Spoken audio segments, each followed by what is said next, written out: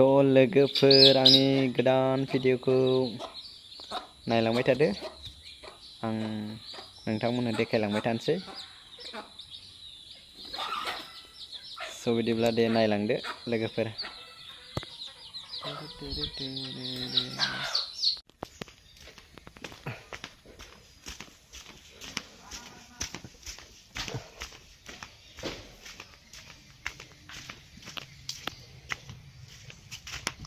लोगोफोर नै जोंनाव बन सिनगासिनो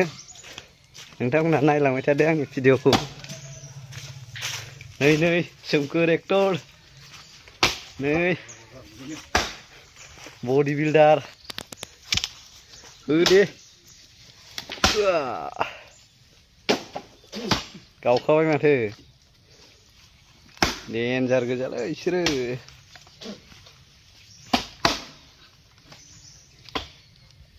दुइ घन्टायावनो नै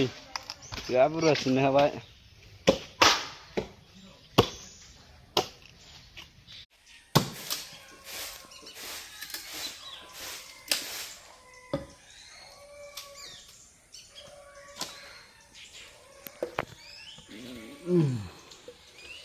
दे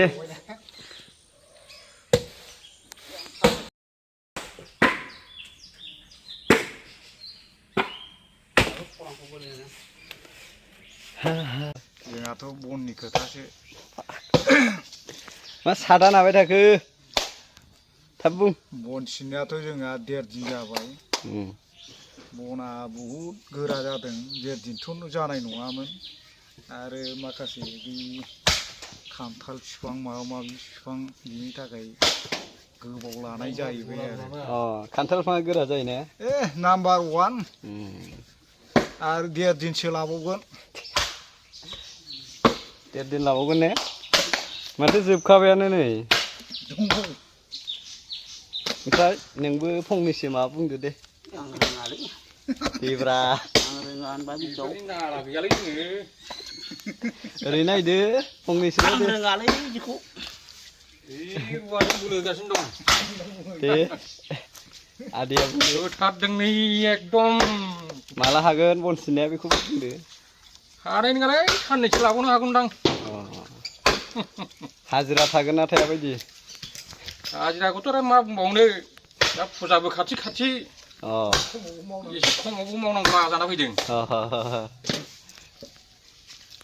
आदे दे बेसेबांनि मावदों नोंसोरो गासै 1000ल'सो गैयालै खुनुरुखुम जौनि आन्थाल'सो जायोलै बेखौ मा बोलो हो बेदर गोदान थाथोंसै